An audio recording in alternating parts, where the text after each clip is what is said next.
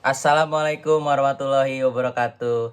Hai teman-teman, kali ini saya akan membahas sebuah topik mengenai self-control. Jadi, apa itu self-control? Singkatnya, self-control adalah bentuk pengendalian emosi diri dalam menghadapi berbagai situasi konflik. Ngapain nih? Ini gue lagi mau ngejelasin tentang self-control. Self-control? Iya, Lu ngejelasin self-control kayak gitu? lah iya. Gak kayak gitu, bro. Terus kayak gimana dong? Jadi sini, gue contohin. Sebelumnya mohon maaf teman-teman, tadi ada kesalahan teknis. Jadi di sini dengan saya Muhammad Abizun Alim, di sini saya ingin menjelaskan mengenai apa sih self-control itu. Nah, singkatnya, self-control adalah bentuk pengendalian emosi diri dalam menghadapi berbagai situasi konflik. Terkadang, kita akan merasa sulit untuk mengendalikan diri. Banyak cara yang sering kali kita lakukan untuk menyelesaikan konflik atau permasalahan tersebut. Terkadang, kita itu menghadapi suatu konflik dengan kepala dingin. Tetapi, terkadang kita juga menghadapinya dengan emosi. Nah, ketika emosi yang kita miliki itu kita luapkan, hal itu nantinya akan membuat konflik yang sedang kita alami akan menjadi semakin suram. Nah, self-control ini memiliki makna, yaitu mengontrol diri. Self-control merupakan suatu upaya untuk mengatur, membimbing, serta mengarahkan segala bentuk tindakan dalam diri untuk menuju ke tindakan yang lebih positif. Nah, self-control itu memiliki banyak manfaat atau kegunaan dalam kehidupan. Hal ini perlu dimiliki oleh seseorang yang baik dalam dirinya. Self-control memiliki banyak manfaat atau kegunaan dalam kehidupan. Hal ini perlu dimiliki oleh seseorang karena apabila seseorang tidak memiliki self-control yang baik dalam dirinya, mungkin ia akan cenderung sulit untuk mengendalikan berbagai situasi, sulit mengendalikan berbagai emosi, baik yang ada pada dirinya maupun orang lain dan semacamnya. Sebelum masuk ke pembahasan mengenai manfaat dan kegunaan self-control dalam kehidupan sehari-hari, mari kita pahami dulu aspek-aspek yang biasa digunakan individu agar mempunyai kemampuan self-control yang baik. Sekarang kita lanjut ke aspek yang biasa digunakan untuk mengukur self-control pada diri kita agar memiliki kemampuan mengontrol diri yang baik. Yang pertama, ada behavioral control. Behavioral control merupakan kemampuan kita dalam mengendalikan atau mengontrol diri terhadap suatu atau segala peristiwa yang tidak menyenangkan. Behavioral control terbagi menjadi dua unsur, yakni yang pertama, kemampuan untuk mengatur perubahan perilaku, dan yang kedua, kemampuan untuk mengatur praktik atau pelaksanaan. Kita bahas yang pertama dulu. Kemampuan untuk mengatur perubahan perilaku merupakan sebuah kemampuan untuk mengetahui terjadinya kondisi yang tidak baik atau tidak menyenangkan dan mampu menyikapinya dengan baik. Kemudian yang kedua, kemampuan untuk mengatur praktik atau pelaksanaan. Jadi yang kedua ini maksudnya adalah kita dapat menata dan memutuskan siapa yang akan mengendalikan keadaan atau kondisi saat itu. Aspek yang kedua adalah cognitive control.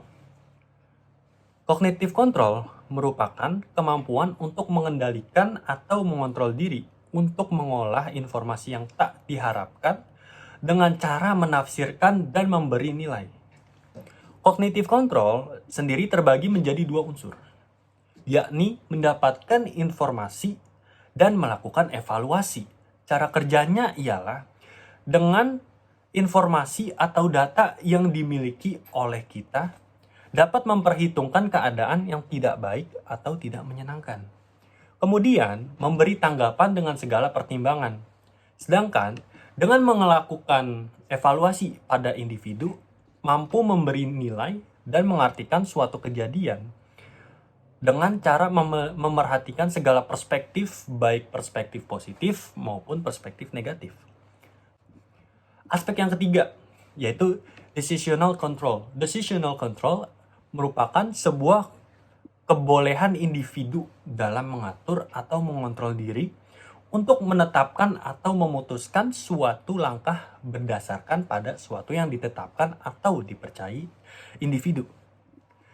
Decision control dapat membantu suatu individu dalam menetapkan pilihannya, baik itu di suatu kesempatan maupun kebebasan pada individu tersebut untuk memutuskan dan menetapkan berbagai kemungkinan perbuatan. Nah, setelah membahas aspek, ada pula hadis yang membahas mengenai self-control. Yang pertama, hadis tentang pengendalian diri saat marah. Dari Abu Hurairah, Rasulullah SAW bersabda, bukanlah orang yang kuat yang menang dalam pertarungan. Akan tetapi, orang yang kuat ialah yang mampu menahan hawa nafsunya saat marah. Yang kedua, hadis tentang pengendalian diri yang dibanggakan oleh Allah Subhanahu wa taala. Barang siapa yang menahan kemarahannya padahal dia mampu untuk melampiaskannya, maka Allah Ta'ala akan memanggilnya atau membanggakannya pada hari kiamat di hadapan semua manusia. Sampai kemudian Allah membiarkannya memilih bidadari bermata jeli yang disukainya. Lalu setelah kita membahas hadis, selanjutnya kita akan membahas manfaat. Jadi apa sih manfaat dengan kita menerapkan self-control itu di dalam diri kita?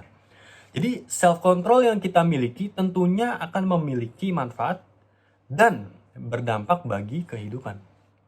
Selain mampu untuk menghadapi berbagai situasi yang akan terjadi di kemudian hari, rupanya self-control yang ditanam pada diri kita juga memiliki segudang manfaat di antaranya, yaitu yang pertama, mampu menghadapi segala keadaan. Dalam menerapkan self-control di kehidupan sehari-hari, kita mampu untuk menghadapi segala keadaan yang kita alami sendiri. Maka dengan begitu, kita mampu untuk memberikan penjelasan terkait hal-hal yang menghubungkan dengan kondisi atau keadaan yang dapat mengarahkan diri kita ke arah kondisi yang lebih aman dan tenang. Manfaat yang kedua, mampu mengatur berbagai kepentingan.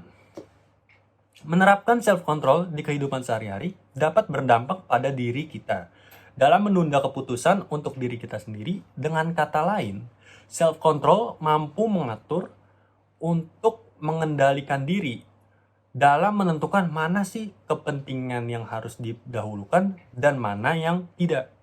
Yang ketiga, lebih mudah meraih tujuan yang diinginkan. Ketika kita memiliki self-control yang baik, hal ini akan mudah meraih tujuan atau goals yang ada di dalam hidup kita. Karena kita akan mengerti kapan saatnya kita harus terus bergerak dan kapan saatnya harus istirahat untuk sementara. Manfaat yang keempat, mampu untuk mengendalikan emosi dan frustasi. Jadi, mungkin di antara kita akan merasa kesulitan dalam mengendalikan emosi yang pernah atau sedang kita alami. Dengan kita menerapkan self-control pada diri kita, hal tersebut dapat menjangkau dan menguasai diri kita sehingga mampu mengendalikan emosi serta frustasi yang ada pada diri kita. Dengan kata lain, individu tersebut baik dalam melakukan kontrol diri. Manfaat terakhir adalah menjadi pribadi yang disiplin. Dengan kita menguasai self-control, hal ini akan membuahkan sikap disiplin pada diri kita. Sadar tak sadar, diri kita ini nantinya akan memberikan stimulus ke otak. Sehingga sikap kita akan merespon dengan baik apabila kita mampu mengendalikan dan mengontrol diri dalam bersikap di suatu lingkungan. Nantinya akan terjalinlah sikap positif pada diri kita.